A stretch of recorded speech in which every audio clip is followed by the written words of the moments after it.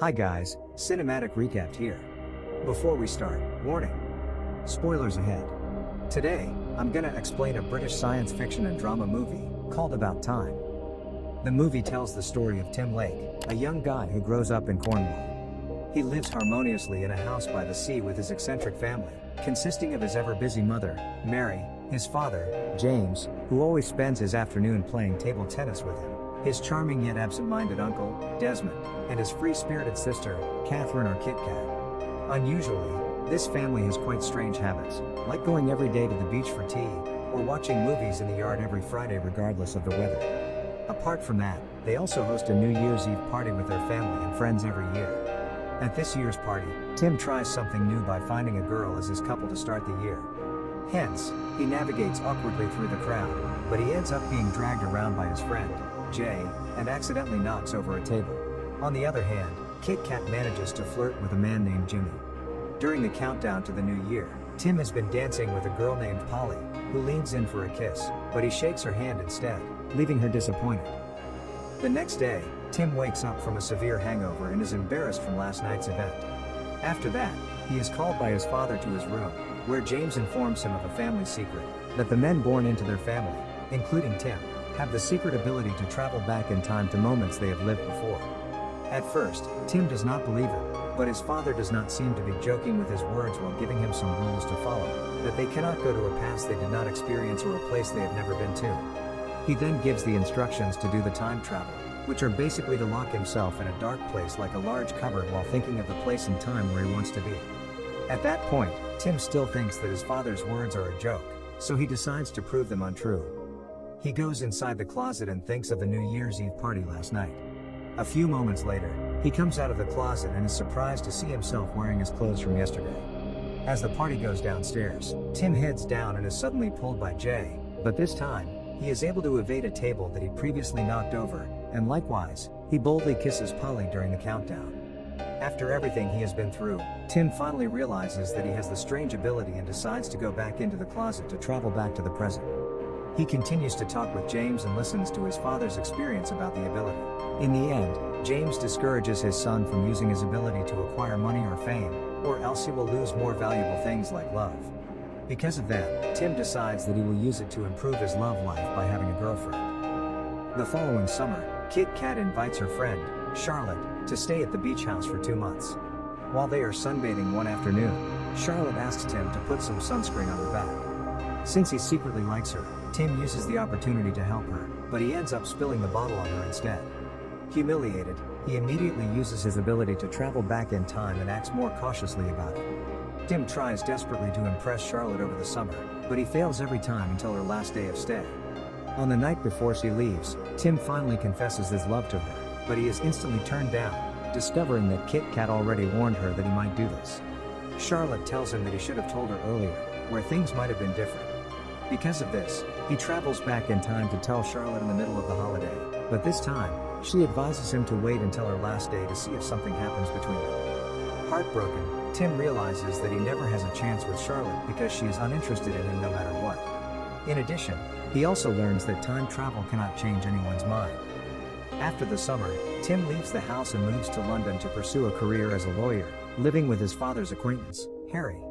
He is initially excited for the new chapter of his life ahead, but at the same time he is also disappointed to learn that Harry is an angry misanthropic playwright. Tim previously planned to get a girlfriend while he is in the city, but in the first 6 months, he has no luck in romance. The only thing he manages to do is befriend a co-worker named Rory. However, everything changes when Jay invites him to Don's Le Noir, a strange restaurant where the guests dine in total darkness. There, the two meet two girls named Mary and Joanna. Tim and Mary get to know each other in the darkness. After dinner, Tim and Jay finally meet the girls face to face, and Tim is instantly stunned when he sees Mary. Unlike Jay, who is out of luck, Tim gets Mary's phone number and they plan to meet again. Tim happily walks back home, only to find a distraught Harry, whose opening night of his new play has been ruined by an actor forgetting his lines. Therefore, he decides to travel back in time and joins Harry before the opening night. He then asks the lead actor to rehearse his lines, and the play is going well, but then another actor forgets his lines instead. Tim travels back in time again and helps the actor from backstage, and the play ends up being a triumph. However, when Tim tries to call Mary, he discovers that by going back in time to help Harry, the dinner with Mary never happened. He desperately joins Harry for breakfast the next morning. Harry shows him a newspaper which published an article about his successful work. On the other hand, Tim only notices an ad for Kate Moss exhibition in the city. Given that Mary is a fan of Kate Moss, he spends several days sitting on a bench in the exhibition, waiting for the love of his life to arrive. A week later, Mary finally walks in, and Tim nervously approaches her. They both get to know each other again and recount their respective lives, but Tim discovers that she now has a boyfriend named Rupert. Because of this, he asks her the details of when and where they met. Knowing that Mary met Rupert at Joanna's party, he immediately goes to the toilet and travels back in time to prevent it from happening. As soon as he arrives at Joanna's apartment, Tim persuades Mary to leave the party with him before Rupert arrives. They both enjoy a lovely dinner and get to know each other better. Just before they part, Mary asks Tim to walk her to her car, which was parked in front of her house. This suggests that she practically invites him to spend the night with her. Their relationship develops well over the following months, and Tim eventually moves in with Mary so they can live together. At one point, Tim gets to meet Mary's parent who suddenly come to her house. At first, things go a bit awkward, but with a couple of time travels, everything works out. One night, he wants to watch a play, but Mary is too tired to keep him company, so he invites Rory to watch with him. When the show is over, he accidentally encounters Charlotte, but the conversation quickly turns awkward. He even tries a second time, but it still does not go well. On the third attempt, Tim decides not to approach her, so he continues on his way with Rory, but this time, it is Charlotte who spots him and initiates the conversation. Even though she has plans with her friend, Charlotte invites him to dinner, where she mentions her regrets about turning him down last summer. She ends up asking him to walk her back to her apartment and attempts to go inside with her, but Tim turns her down, realizing that he is in love with Mary. He rushes back home and asks Mary to marry him, which she gladly accepts. The following summer, Tim takes Mary home to meet his parents. Meanwhile, Mary is getting closer to Tim's mother, and Tim spends quality time with his father. Surprisingly, he also meets Kit Kat, who tells him that her life in London was not going well, and that she broke up with Jimmy.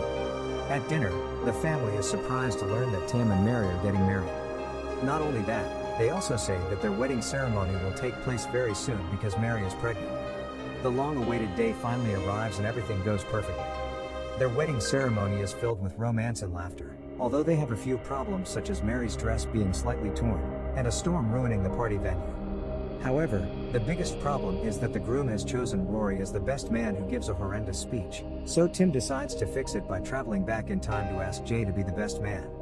The problem is that it also does not work either, neither does when he asks Harry to be the best man after Jay. He eventually asks his father, who manages to come up with a few words befitting the occasion. A few months after their marriage, Mary gives birth to their daughter, Posy. They also move to a bigger house, so they can live comfortably as a family. At that time, Tim admits that time travel is no longer useful as he starts to enjoy every moment. Long story short, Posy's first birthday finally arrives. All the guests also come, including Harry and Rory, but Kit Kat does not show up at the party. After a while, the doorbell rings, and Jimmy suddenly arrives to inform the family that Kit Kat was driving drunk after an argument with him, causing her to crash her car on the way to Tim's house. Hoping to save her, Tim goes back in time and picks her up from her home instead. When he talks to Mary about Kit Kat's condition, Tim realizes that he does not solve the problem, even though he saved her from the accident. He intends to interfere in her life, otherwise she will continue to have problems with her drinking habits and her boyfriend. Therefore, Tim confesses his secret ability to his sister and takes her back in time during the New Year's Eve party where she met Jimmy.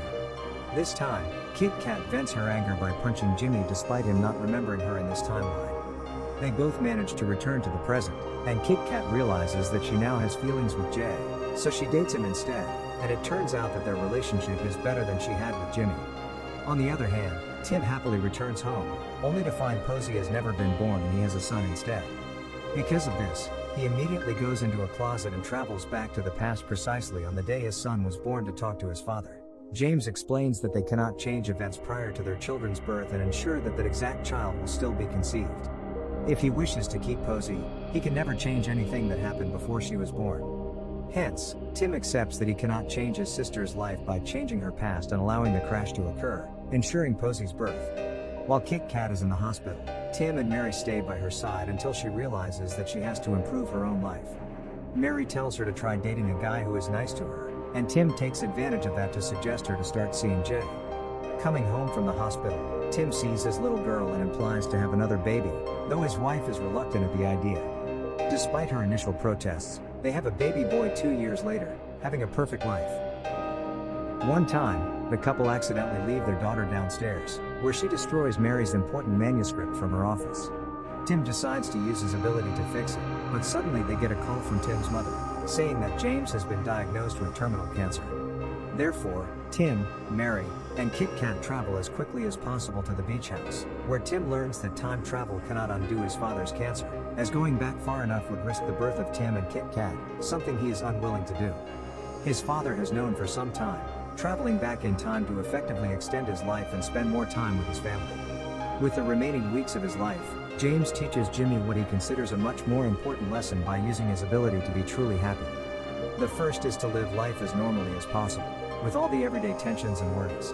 Second, after he lives the day once for the first time, he should go back and enjoy moments of his life while noticing how sweet the world can be. Tim follows this advice and finds happiness in his life, but sometimes there are days that are better lived once, like the day of his father died.